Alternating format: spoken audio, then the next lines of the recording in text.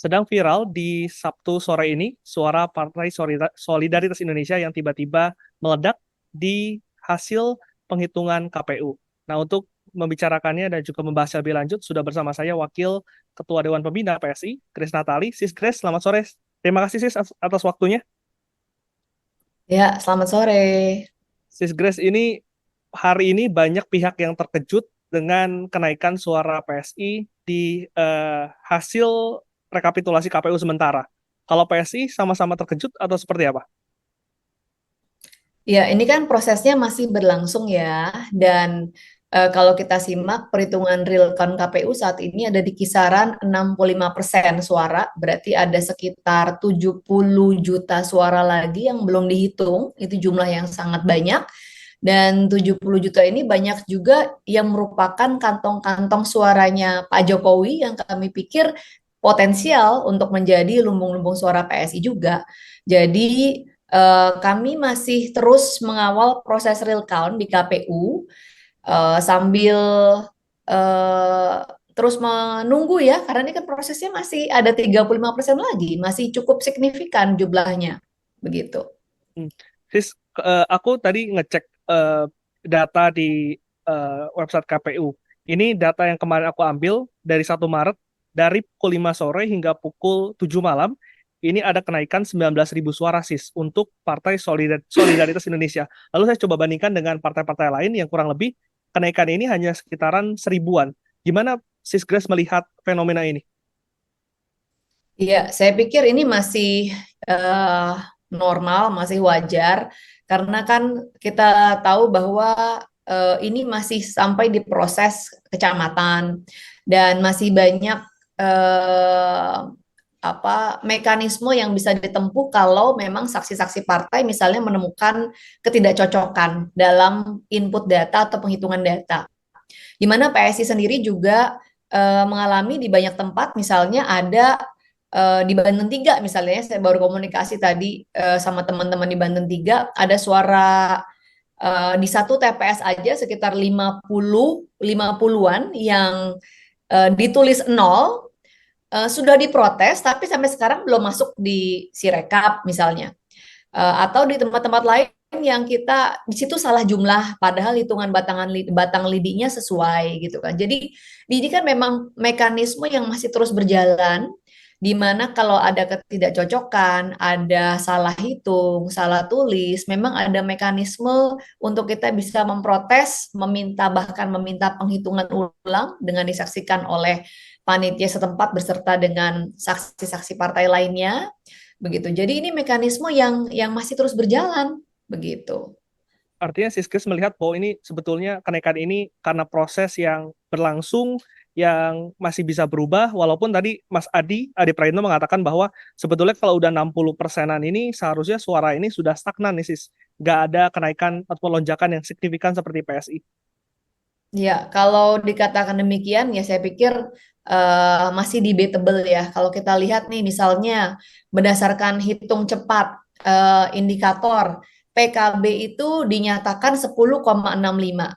Ternyata berdasarkan real count KPU yang 65% saat ini 11,56, berarti melesetnya 0,91 tuh, gitu kan. Ada lagi Gelora misalnya, menurut hitung cepatnya indikator juga 0,88. Tetapi sekarang menurut real count 1,43, berarti melesetnya 0,55 begitu. Jadi ini malah menurut catatan kami gap yang paling besar begitu kan. PSI baru gap sedikit udah diributkan, dianggap sebuah anomali, padahal anomali yang lebih besar lagi terjadi di PKB dan Gelora, kok nggak ada yang ributin. Ayo tolong jangan tidak adil sejak dari pikiran, begitu. Kalau Siskes melihat kenapa ya cuman PSI yang disorot, kenapa PSI yang cuma diributkan, ada faktor-faktor tertentu yang membuat hal tersebut Sis? Ya justru saya mau nanya balik nih, kenapa saya juga hari ini lagi menikmati hari Sabtu di rumah sambil kontak-kontak dengan teman-teman di yang memantau perhitungan suara, kok ternyata tiba-tiba viral gitu kan ya. Pertanyaan kami justru bingung, padahal kalau dilihat dari gap suara antara quick count dan real count, ada PKB, ada Gelora yang gap suaranya lebih besar, kok nggak ada yang ngomongin. PSI baru gapnya hanya sedikit sudah dituding-tuding yang macam-macam. Jadi tolong agar kita juga menghormati proses yang sedang berjalan di KPU. Ini saat ini baru 65%. Masih ada 70 juta suara yang belum dihitung. Begitu, tolong jangan berpikir macam-macam karena teman-teman semua bekerja di lapangan nggak henti. Saksi itu nungguin mulai dari jam 8 jam 9 pagi sampai tengah malam dan banyak yang nongkrongin. Jadi jangan dipikir ini apa ya kerjaan satu dua tiga orang gitu loh sehingga pikirannya seuzon saja. Lebih baik kalau seuzon ikut turun ke proses-proses penghitungan real count, nongkrongin di situ sama-sama supaya kita bisa tahu seperti apa prosesnya daripada cuma bergunjing di sosial media.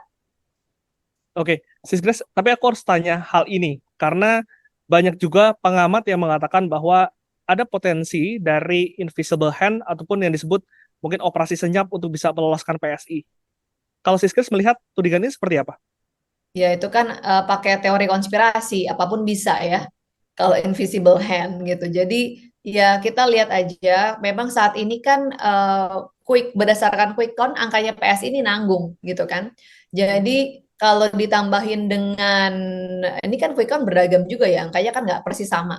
Kalau ditambahin dengan margin of error itu memang masih punya potensi untuk masuk begitu. Dan menurut survei internal PSI memang seharusnya kita masuk. Ada beberapa indikasi ya.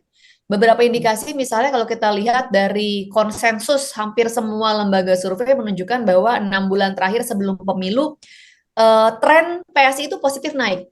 Bahkan di survei Kompas yang tidak dirilis sebelum pemilu itu di situ didapatkan bahwa pasangan Prabowo Gibran menang di atas 50% suara, artinya satu putaran, dan PSI mencapai 4,4% menurut survei Kompas yang tidak dirilis, entah kenapa tidak dirilis. Dan di berbagai media atau di berbagai lembaga survei lain itu juga merecord atau mencatat ada tren positif gitu ya. Kalau kita membaca survei itu juga harus baca tren. Gitu. Kalau tren yang positif itu sebenarnya untuk tiba-tiba berbalik itu agak tidak biasa begitu ya. Dan kalau kita lihat perhitungan atau perolehan suara PSI di level kabupaten, level provinsi itu naik sangat signifikan. Di DKI naik, di NTT naik sampai 300%, di Maluku naik sampai 600%, di Papua naik 300%, tadi NTT naiknya 400% gitu ya. Jadi di daerah-daerah ada kenaikan yang sangat signifikan begitu ya.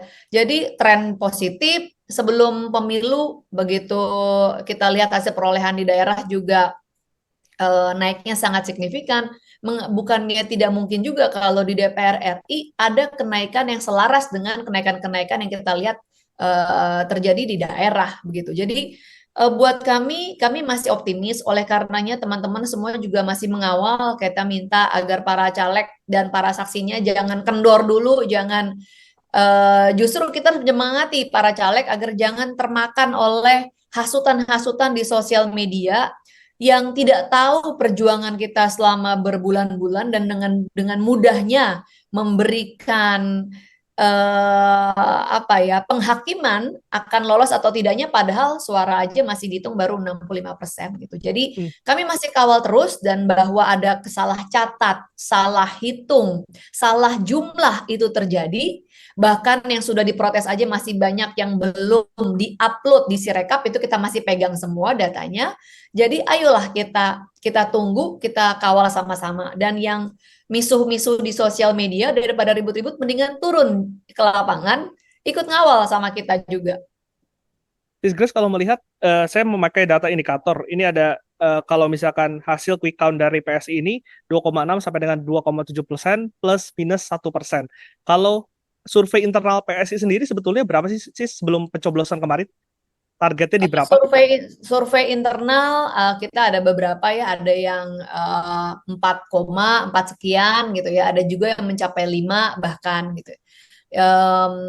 Ya kan survei juga punya margin of error, tapi yang saya tadi sampaikan penting untuk dilihat kalau membaca survei adalah trennya, begitu kan.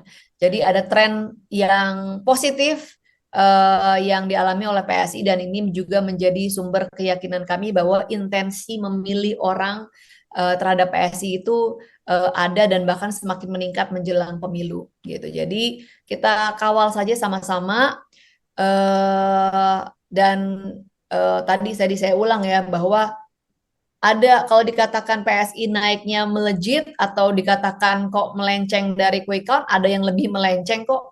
PKB sama Gelora bedanya hampir 1% di PKB, kok nggak ada yang ngeributin nih gitu ya, kok nggak ada yang viralin gitu. PSI baru naik sedikit sudah udah dituding macam-macam. Jadi saya pikir ini nggak adil juga. Mari kita sama-sama pantau aja prosesnya. Kalau kami Apakah masih terus karena mengawal prosesnya.